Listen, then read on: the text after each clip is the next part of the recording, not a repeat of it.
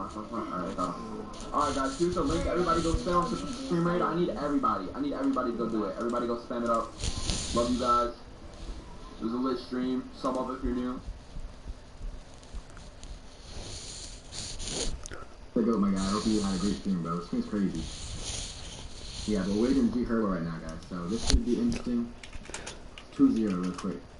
It was like a 22-3 and a 22-2 game, so we're kind of throwing in another flipping player. Supreme, I appreciate you, bro. Your brother right there. I see y'all. Good Bailey, good Snacks.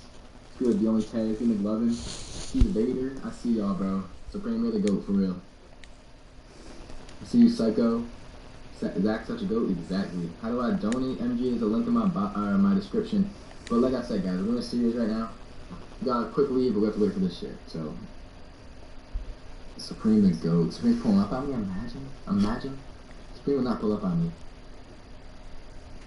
Facts. You guys need to make sure to like a sub button. Supreme, I appreciate you, bro. DF on top. You guys know about it. You guys know better than anyone. You guys are watching Supreme. You guys must know. But DF's the best. Nice, dude. I see you, Drew. Supreme, I see you, Timmy. I see you, Spartans. I see you.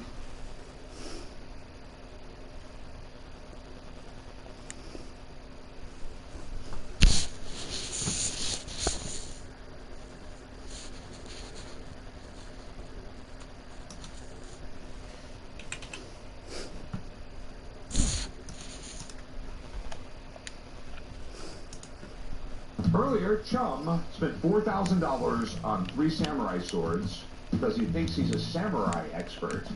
Worth up to $3 or $4 million.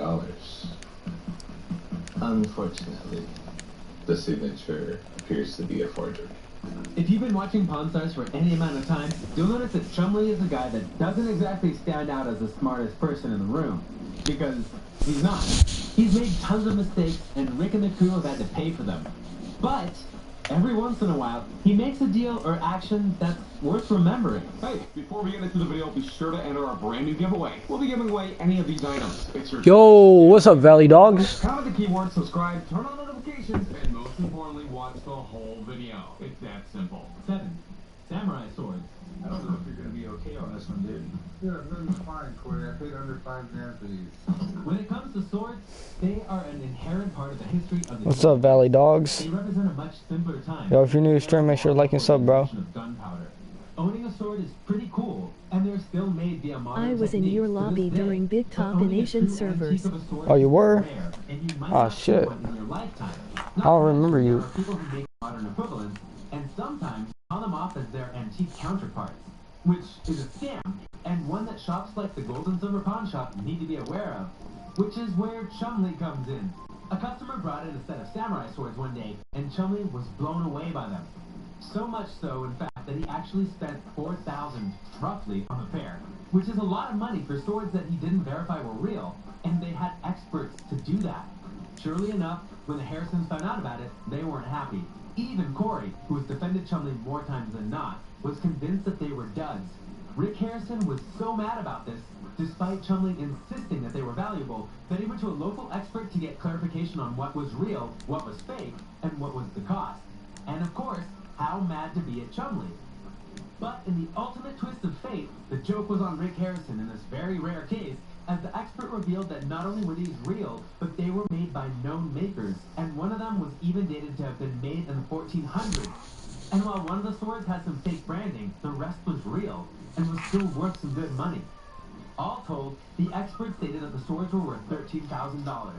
So, even with the $4,000 that was used to buy them, that was, yeah, it involves potato. It was a potato that he claimed that came into contact with him. Or you're just paying attention. Either way, in regards to this potato, there was no documentation or proof that this was indeed a potato that did what Price claimed it did. Given the unique story behind it, documentation was paramount. And on this occasion, Chumlee honestly knew that. Despite Sean Price asking $100,000 for it, Chumlee bought the potato for $225. And Price seemed fine with that. Which should be even more proof that it was a fake, because no rational person who had a genuine article of history like that could have been, would have dropped that low in price. You almost have to wonder what happened to that potato. Is it something only the universe knows for certain? 5. White sword. Over 2 years ago, I sent a samurai sword to Japan to get fully restored. One of the reasons that Chumley has a bad rap in the shop is that Rick will give him a clear-cut job, and he'll find a way to mess it up.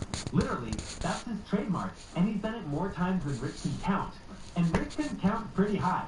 But in one case with a samurai sword, Chumley actually did good by not listening to Rick, which is something he no doubt floats over his head at times.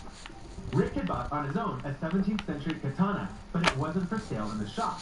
Rather, Rick personally sent this sword to Japan for the sole purpose of getting it fully restored and being an item in the shop for people to just look at and not buy. Fuck you, Jorge. It might seem odd for a pawn shop, but sometimes items are put up just for display and nothing else, to lure in customers to see what else they could find. Oh, it's a shit. business practice, basically.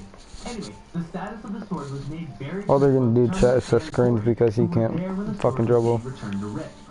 He noted that the sword itself was around $35,000 in terms of worth. Told you, now, chat. Yeah. and was not to be sold. You so mad. Seriously, he did not want to sell it. Everything changed though when a man by There's the some name of bums. Dana White entered the Gold and Silver Pawn Shop. If you somehow don't recognize that name, he's the owner of the UFC. You know, one of the most popular combat sports on the planet. Anyway, he was looking for a classic sword to buy. Nigga's shit too. 1 second to offer up Rick's sword. You know, the one that he had told him not an hour or so before to not sell. In partial irony, he didn't get $35,000 for the sword. He only got $30,000. But he got Dana White to purchase another $30,000 worth of other swords, thus Fuck. increasing the profits made. Huh. So overall, he did well. Plus, Imagine setting screens like a fucking pussy, bro. he wasn't supposed to buy. Rick got him to buy another sword for $9,000. And you still missed it. Here, send me some screens. Because if they want to set screens, we're going to set screens, bro. But you can bet Rick is still lamenting the loss of that sword for seeing the fate. Hey, I got a 61 Willie Mays uniform. I got his jersey with the matching pants underneath. Okay, this particular one wasn't one that Chumley made a deal on or earned money on, but it was a very interesting observation that Jorge, you're fucking gay, bro. deal was going down. You fucking gay piece of shit. Came in while Corey and Chumley were on watch, and they claimed to have a Willie Mays jersey. Mays is a Hall of Famer in MLB, and one of the best to play the game, so having official memorabilia from him is a big get, no doubt. But when the two were looking at the jersey, it was Chumley, not Corey, who felt that something was seriously wrong about it. Specifically, he noted that the jersey might have been worn by Mays in theory, but the seller said that it was game-worn. You're fucking gay. Shut the fuck up, Jorge. You fucking piece of shit. How Mays was known for stealing bases, not to mention that he was an outfielder, so getting in the dirt was almost a requirement back in those days of MLB. All things being equal, it's possible he played a game where he didn't go into the dirt.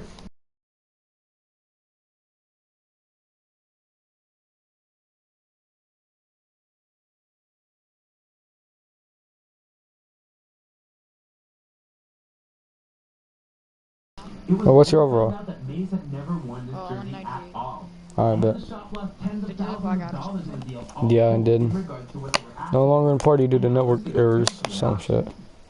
Should Corey be blamed for not heeding Chumley's advice? I'm a pro one. But this one time, he was I'm just playing. I'm just playing. Don't leave. I'm just playing. Don't leave. lost because he didn't get hurt. I'm an all-star one. Alright, so this is supposed to be the most Yep. amazing car on the planet. It's pretty dirty clothes. Huh? Yeah. I mean, Tupac probably wrote some poems in this thing. When it comes to cars in the pawn world, it needs to be a specific level of quality, rarity, and value to be The bum's gonna. The bum boot me. Chumley just so happened to find a car owned Shit, I was in an all-star one. I got him to leave. rapper known simply as Tupac Shakur. He said, and you're from Indiana? Legend of the Oh rap god, world. now I'm gonna get booted. I'm scared. Actually rivals on different coasts. Cause then when you beat the for pennies. years to come, and their passings under very mysterious circumstances are still talked about today. Therefore, I was just joking with this nigga. in theory anyway. What made this I didn't tell him particular that message too. special, though, despite it not being a high-class BMW, was that this was the literal car that Tupac was in when the drive-by happened that would eventually claim his life. It had been restored a bit, but the owners had proof that this was indeed Tupac's car. Nigga, I was joking. I'm not a fucking all-star one, nigga. I'm an He noted that it SS2. would be worth almost $1 million. Oh, I thought you were. Which was I'm not, nigga. Pawn Stars should No, a I reasonable thought price you be were. made. Despite some haggling, talking the about- deal couldn't be done. as the 'Cause owners no wanted cap, I much can more boot than and Rick shit. was willing to offer. Mhm. But even What do you use? he learned something from Chumley that I use day, Lance. which I use Lance version 2 is a too. pretty rare occasion. Yeah. I use version 2. Do you use version 2? Nah. But if You don't. I can be, we can be like lose together or something like that. The version 2 is a whole lot better. Yeah. You use Stress Stone? Well, I don't use, I use another thing. Edition, authors, art, and more. Because I have like an auto bot where I can use auto, but I just use because like I know your S and everything, so I just did use like 30 seconds. Because I was trying out a new program too, so A customer came in with an large comic book panel, which was given out for promotional reasons. But the real selling point was that it was signed by I didn't even get kicked out of my park or anything. John Romita, whose son is a legend himself. Why'd this nigga leave? And is currently working with DC. He's scared that I'm gonna boot him. One and only Stan Lee. You know, the guy who made Marvel what it is today and helped make some of the most legendary characters ever? Yeah, that's Stan Lee. Usually, seeing a Stan Lee signature would be enough for anyone to make a deal, even if it's fake. But, to his credit, Chumley didn't do that. He actually did something rather smart. He knew that Stan Lee was in town and actually took the customer to meet him. And when they showed him the panels, Stan Lee went full nostalgia and actually recalled him and John signing the panels, proving that it was real. Which also must have been a great moment for Stan, because he likely hadn't thought about this memory for some time. Chumley got this item for $5,000, which is a steal given the prominence of Lee and Romita in the comics world. And whoever has that panel page now likely has an even greater item in terms of price because of the recent passing of Stan Lee. So, a little bit of knowledge and some good timing, and Chumley made a great deal. 1. The Chumley brand. How you doing? Pretty good. How are you? Is that what I think it is? Yeah, it definitely is.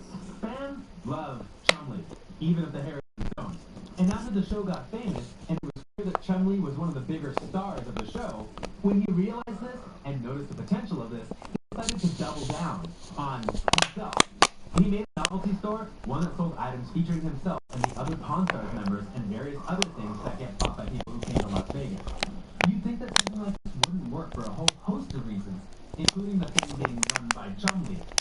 However, the stuff was so successful that he was making a ton of cash, and he even wore some of the merchandise on Pawn Stars. So, for all of its feats, he was actually rather smart in seeing the potential for branding himself. In fact, he was the only one of the Pawn Stars to do this for a long time. But the smarts eventually ran out in regards to the novelty shop. Chumley actually got tired of being the guy running it, so he sold partial ownership to Rick Harrison. And not only did Rick make the deal, he actually ran the shop better than Chumley. We probably should rag on Chumley for this, but honestly, what's the point? He did make a great deal by doing the store, and he's done other ventures like this since. So, while not fully bright, or a great businessman in the long term, there's no denying what he did.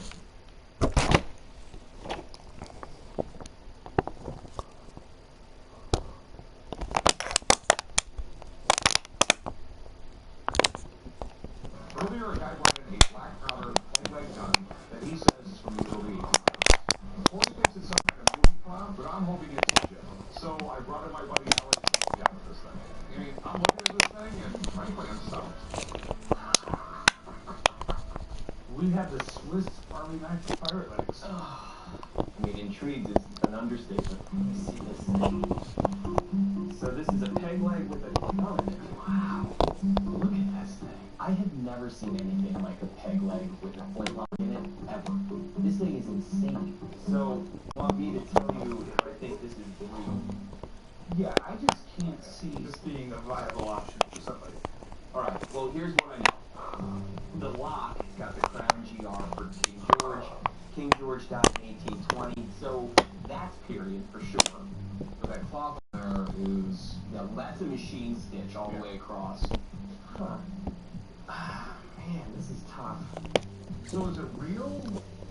Well, I don't think it's a movie prop. I think it's much too sophisticated for it. I mean, it looks like it would function. Nice. Right? Nice. Sweet. Here's the thing. This barrel is rifled. So if I was going to make a movie prop, why would I bother putting a rifle barrel in it?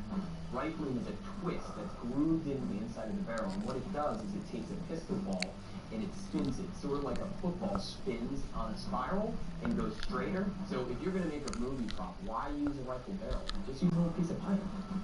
What would happen is if this was a British officer's leg and he was injured in battle, you're out to sea for months. Maybe the ship's carpenter made this, and they use recycled materials from products that they had on the ship.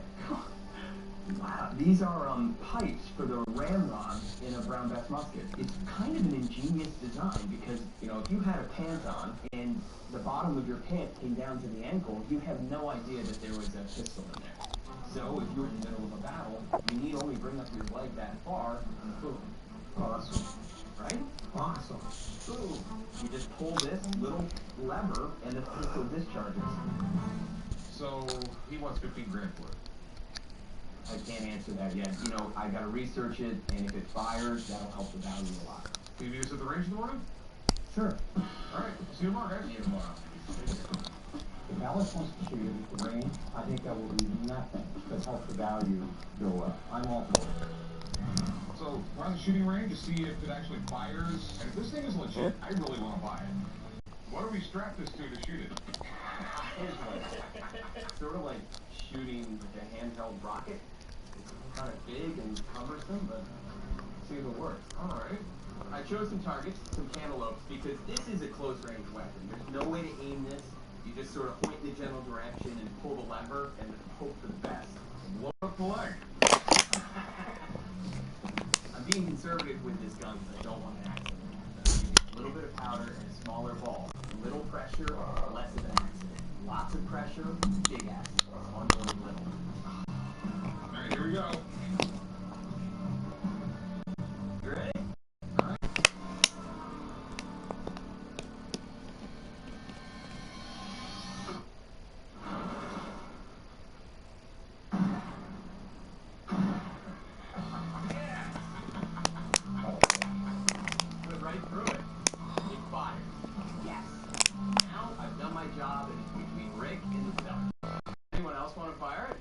Shoot it.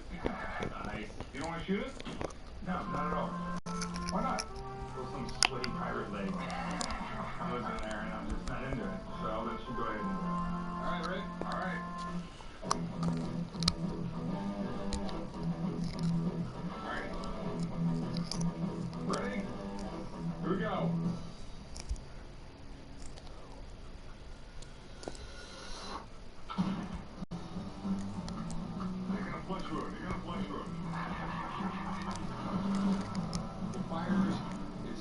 I want to get it for the right price. I really want this thing. It is really cool. It's one of those things I put in the shop. People want to take pictures next to it.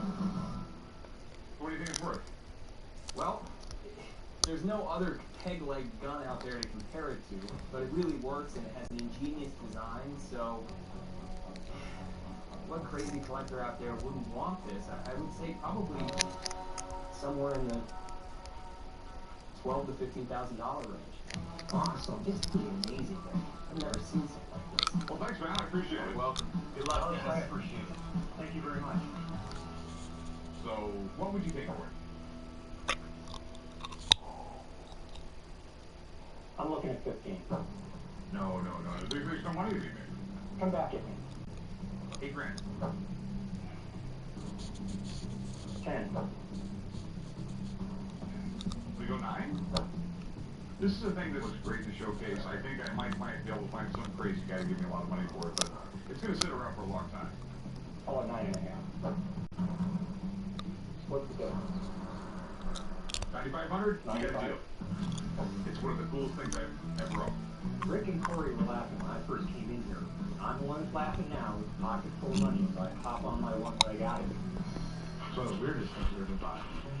I know it's weird, but that's why it's so great. I mean, I'm just telling you, if you're 12 years old, would you think that was the coolest thing in the world? No. You're so lame. Can I help you? Yeah, I got a pair of Scottish percussion pistols, 1840. So they're called saw handle.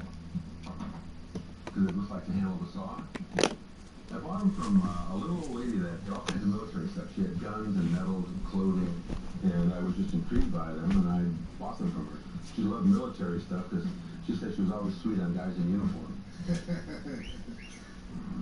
I'm not an expert on them, but I think the pistols are in above average condition for 175 years old.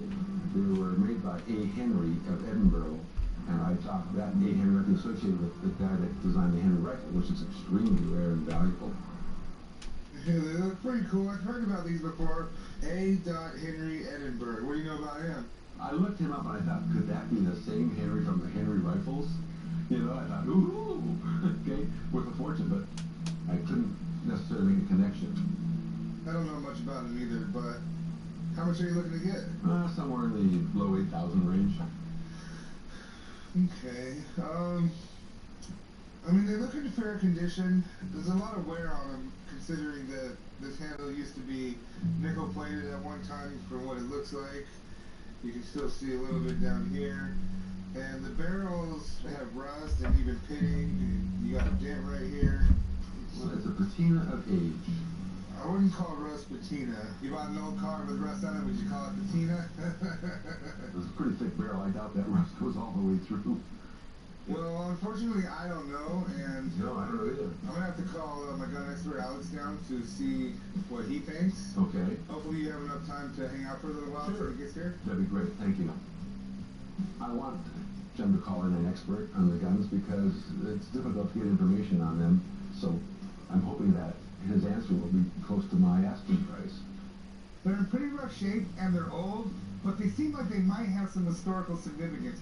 So I called in Alex to help me figure out if I should buy them. Very nice. These are what we refer to as saw-handled pistols. What's interesting about these is the name on them. So that would be Alexander Henry, who had a shop in Edinburgh, Scotland. This is like the most famous gun maker during the Victorian era. So it looks like it's the same Henry. You were concerned about that. Yeah, that's... I was hoping for that. So, what kind of value do you put on these? Well, the condition of them really drags the value down. When these were made, this thing looked like a bar of silver. What brings the value back up is Alexander Henry's name. That's a nice pedigree for this. So, at auction, the way they are today, 5,000 to 6,000. Alright, well, that's what I needed to hear. Alright, good luck, Bill. Thank you. So, are you still interested in selling them? That's what we negotiate on price. Well, how much would you like to get for them? I'd probably settle for 42.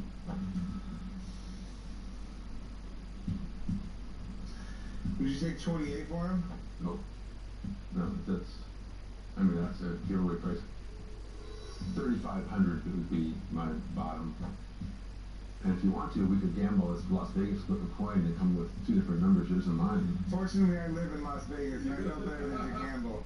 I'll tell you what, I can do 33, but I can't go a dime higher. They're cool guns. I do want to get them. I want to make a deal with you. And I think I'm pushing it at 33, but I'm hoping that can work for all of us. 33.50. I really... What's $50 amongst new acquaintances? That's the same question I would ask you. It's below what I was expecting to take, but I'll accept your deal on a handshake. Okay? Alright, let's go over here and write them up. Alright. I would have liked to walk away with maybe in the 4,000 range, but based upon what I learned from the expert and Chum's negotiating skills, I took a little bit of a hit, but I'm still okay. How are you, sir? I'm doing good. What do we got here? This is an old Civil War pistol, a Clark and Sherrard.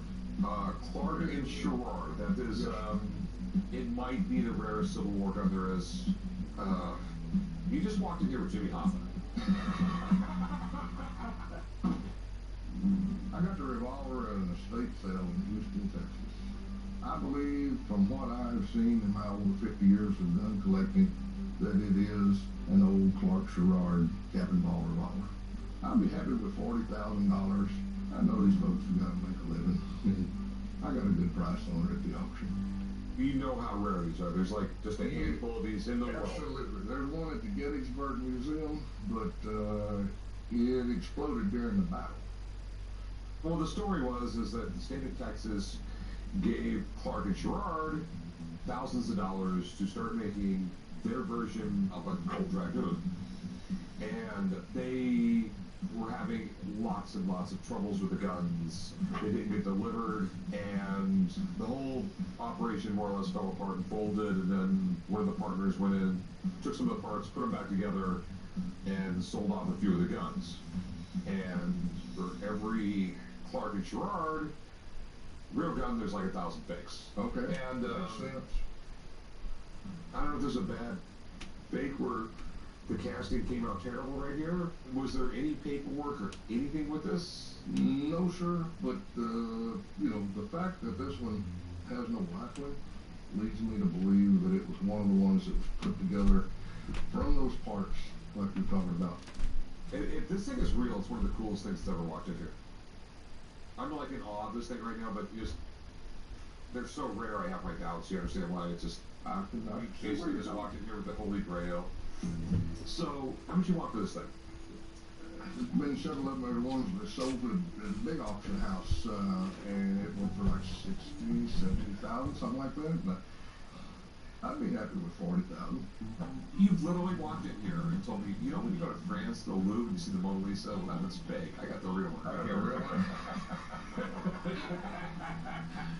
So, I'm going to go make a phone call, get someone down here.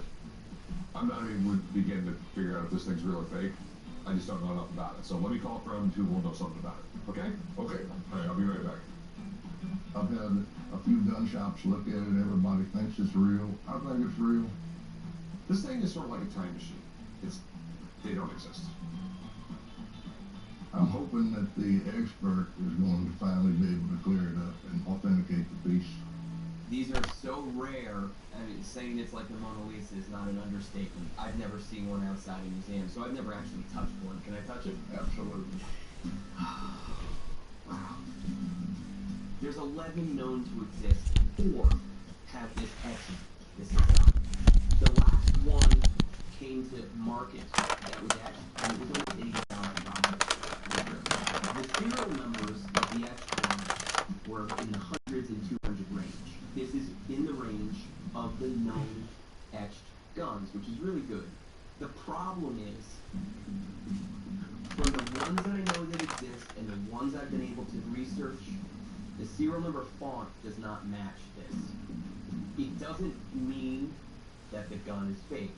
It does mean that the serial numbers are. Thanks, son. Thank you very much, sir. Thank you very much. Very knowledgeable. It could be legitimate, but the serial numbers have been tampered with. And once that happens, you're not going to spend $80,000. Most collectors won't spend anything because they're too afraid to lose their investment. I love stuff like this. I love crazy, weird history. But we're 99% sure someone's tampered with that serial number. It's going to be too difficult for me to sell. I mean, when someone walks in my shop, I give a guarantee on every single thing I sell, and I can't do it on this. Good luck, dude. That's all I can tell you. What do we got here? It's an 18th century flintlock pistol used around the Revolutionary War period. After they shoot something, and they flip it around and use this to smash somebody in the head. You can actually make some of these with axes on the end of them. Yeah, isn't it cool? I'm here today to sell my 18th century flintlock pistol. I consider myself an amateur collector. This is the oldest one I've ever bought, and it's got a lot of history to it. I think it's a really good gun.